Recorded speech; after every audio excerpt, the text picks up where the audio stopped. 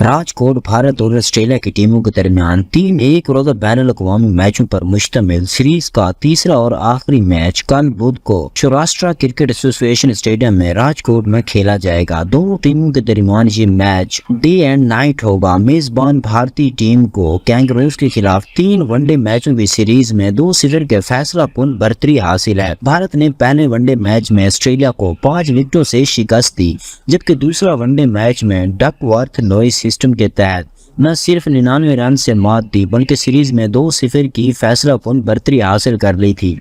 آسٹریلوی ٹیم ان دونوں بھارت کے دورہ پر ہے اور مہمان کینگروز ٹیم اپنے دورہ بھارت کے دوران بھارتی ٹیم کے خلاف 3 ایک روزہ میچوں کی سیریز جبکہ 5 T20 میچوں کی سیریز بھی کھیلے گی، لیکن 5 T20 میچوں کی سیریز دونوں ٹیموں کے درمیان ICC مینز ورلڈ کپ کے بعد کھیلی جائے گی۔ یاد رہے کہ 13واں ICC men's cricket world cup 5 اکتوبر سے 19 نومبر تک بھارت میں ہی شیڈول ہے۔ 3 ون ڈے میچوں کی سیریز میں میزبان بھارتی ٹیم مایا ناز بلے باز رکیش راول کی زیر قیادت میدان میں اترے گی، جبکہ آسٹریلوی ٹیم کو مایا ناز راؤنڈر پیٹ کمنس بیٹ کریں گے۔ بھارت اور آسٹریلیا کے درمیان 5 T20 میچوں کی سیریز کا آغاز ورلڈ کپ کے بعد 23 نومبر کو ابتدائی میچ سے ہوگا۔